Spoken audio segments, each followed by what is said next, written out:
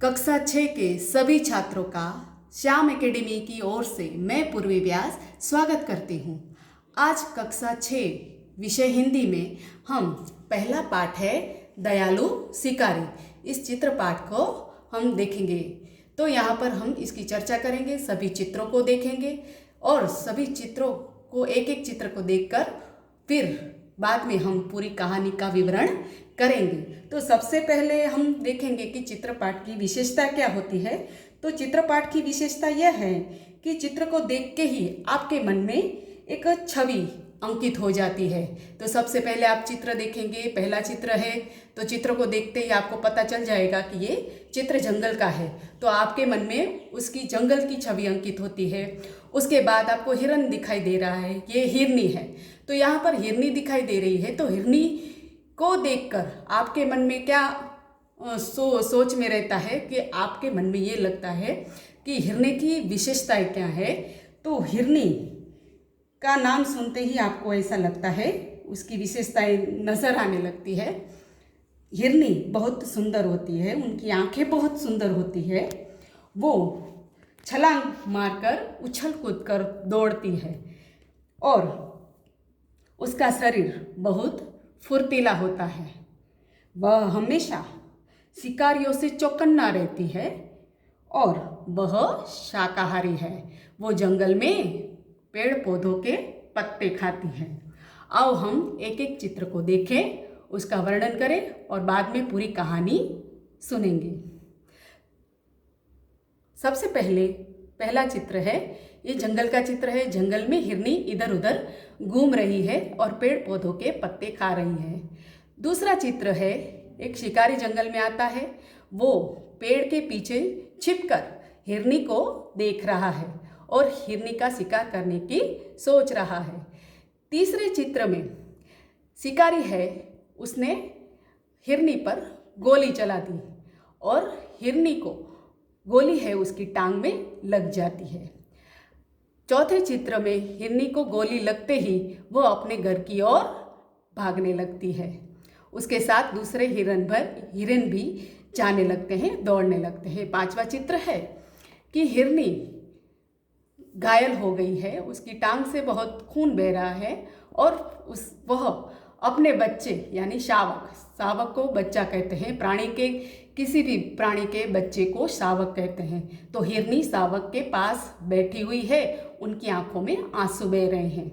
शिकारी हिरनी के पास जाता है और वह देखता है कि ये हिरनी ने अभी अभी ही शावक को जन्म दिया है, उसकी टांग में से बहुत खून बह रहा है और यह देखकर शिकारी का हृदय परिवर्तन होता है और वह सातवें चित्र में हम देखेंगे कि शिकारी उसे अस्पताल ले जाता है। आठवें चित्र में अस्पताल से मरहम पट्टी कराकर हिरनी को, नौवें चित्र में देखेंगे कि वह हिरनी को जंगल में अपने बच्चे के पास छोड़ आता है। अब यह कहानी हम पूरी तरीके से पहले से लेकर अंत तक देखेंगे। चलो बच्चों, अब हम पहले से लेकर अंत तक पूरी कहानी सुनेंगे और इसका शीर्षक जो है दयालु शिकारी है। तो शिकारी ज़्यादातर क्रूर होते हैं, इसीलिए वो प्राणी का शिकार करते हैं, पर यहाँ पर शिकारी है वो दयालु कैसे बना, तो वो देखेंगे कि एक शिकारी था। एक दिन उसे हिरनी का मांस खाने की इच्छा हुई। वह बंदूक लेकर जंगल की ओर चल पड़ा। जंगल में शिकारी ने एक मोटी ताजी हिरनी देखी। वह दूर से दौड़ती हुई उसकी तरफ ही आ रही थी। शिकारी एक पेड़ के पीछे छिप गया और हिरनी की ओर निशाना साधा। दौड़ती हुई हिरनी निशाने की सिद्ध में आ गई। सिद्ध में आते ही शिकारी ने गोली छोड़ी। गोली की आवाज सुनकर जंगल के दूसरे हिरन भी इधर उधर भागने लगे। शिकारी हिरनी के पास गया। उसने देखा कि हिरनी ने एक छोटे शावक को जन्म दिया है। यह चित्र है। शिकारी की गोली हिरनी की टांग में लगी थी। हिरनी की आंखों से आंसू बह रहे थे। यह दृश्य देखकर शिकारी का दिल भर आया। उसे बहुत पछतावा हुआ। जंगल से कुछ दूर ही पशुओं के इलाज के लिए एक अस्पताल था।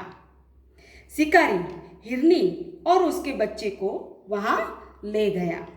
डॉक्टर ने हिरनी की टांग में लगी गोली निकाल दी और घाव पर मरहम पट्टी लगा दी। इलाज से हिरनी को आराम मिला।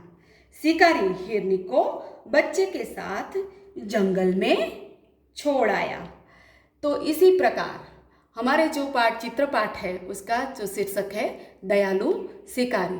तो इस चित्र पाठ में पशुओं के प्रति मानव का कैसा व्यवहार होना चाहिए और संसार में सभी को जीने का अधिकार है, यह बात बताई गई है। तो पूरी कहानी सुनते हमें बोध मिलता है कि हर एक को जीने का हक है, वो चाहे कोई भी जीव जंतु हो या पशु हो या प्राणी हो या मानव हो।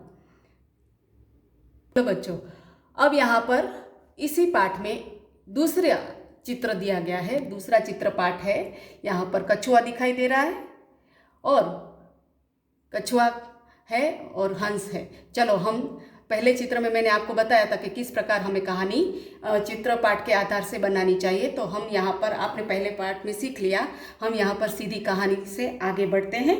तो एक तालाब था, उसमें एक कछुआ रहता था। वह बहुत बातूनी था। वहीं तालाब में दो हंस भी रहते थे, वे उसके अच्छे मित्र थे। एक साल वहाँ बरसात बहुत कम हुई, तालाब का पानी सूखने लगा। हंसों ने कछुए के साथ दूसरे तालाब पर जाने का निश्चय किया। वे एक लकड़ी ले आए और उसका एक एक सिरा अपनी अपनी चोंच से पकड़ लिया। सिरा मतलब गुजराती में हम कहते हैं एक छेड़ो ने बीजो छेड़ो। तो यहाँ पर एक एक सिरा अपनी अपनी चोंच से पकड़ लिया। बीच का भाग कछुए ने अपने मुंह से पकड़ लिया।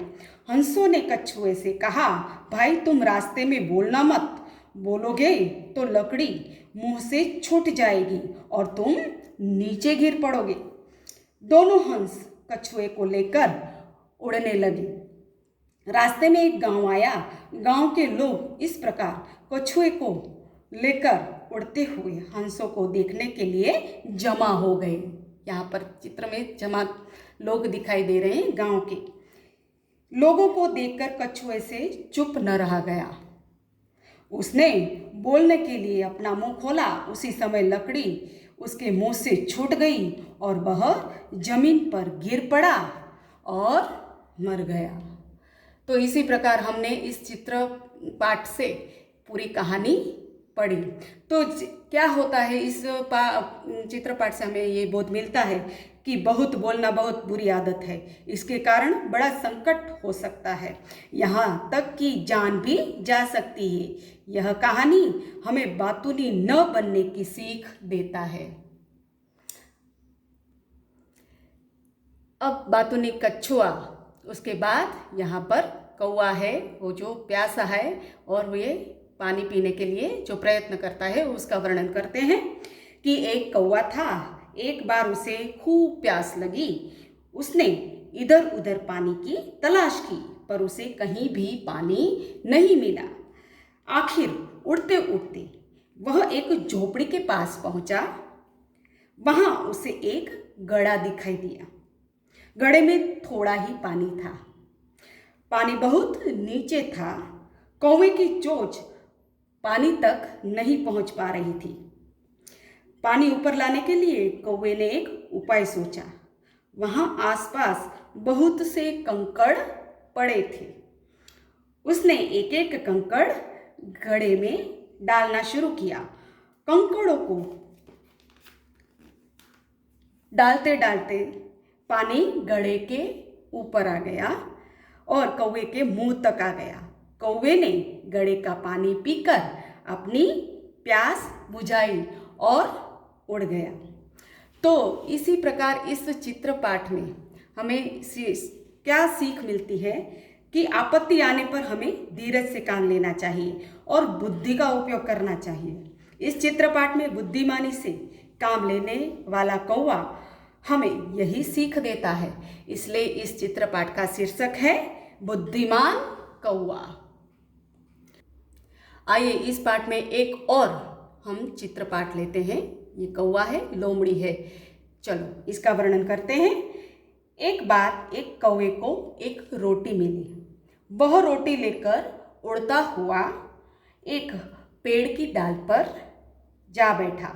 इतने में एक लोमड़ी पेड़ के नीचे आई। इसकी नज़र कौवे की रोटी पर पड़ी। उसके मुंह में पानी आ गया। उसने सोचा, कौवे को मूर्ख बनाकर मैं उससे रोटी ले लूंगी। लोमड़ी ने कौवे से कहा, कौवा भैया, कौवा भैया, कोई गाना सुनाइए ना। आपका गाना मुझे बहुत मीठा लगता है। कौवा लोमड़ी की चालाकी समझ गया। उसे लगा कि लोमड़ी रोटी पाने के लिए यह नाटक कर रही है। कौवे ने अपनी चोंच की रोटी अपने पंजे से पकड़ ली। यहाँ पर देखो, वह जोर जोर से काव काव करने लगा। यह देखकर लोमड़ी आश्चर्यचकित रह गई। अरे, यह कौवा तो बहुत समझदार निकला, ऐसा वह मन ही मन बोली और चलती बनी। फिर कौवे ने मजे से रोटी खा ली। सचमुच अपनी झूठी बड़ाई सुनकर हमें गुमराह नहीं होना चाहिए। तो इस चित्रपाठ के द्वारा हमें यही सीख मिलती है कि कुछ लोग खुशामद के द्वारा दूसरों को मूर्ख बनाकर अपना स्वार्थ सिद्ध करने की चाल चलते हैं। ऐसे लोगों से सावधान रहने की ज़रूरत होती है और उनके चंगुल में फंसना नहीं चाहिए। यहाँ पर इस चित्रपाठ में एक चालाक लोमड़ी एक कौवे की खुशामद करके उसे मूर्ख बनाकर उससे रोटी झपट लेना चाहती है, लेकिन कौवा होशियारी से काम लेता है और लोमड़ी को अपना सा मुंह लेकर खाली हाथ ही लौटना पड़ता है। इस वीडियो में हमने सारी इस पाठ में सभी कहानियाँ, चित्रपट की कहानियाँ सुनी। अब आगे हम इसका स्वाध्याय देखेंगे और यहाँ पर जो संज्ञा है उस संज्ञा की समझ प्राप्त करेंगे।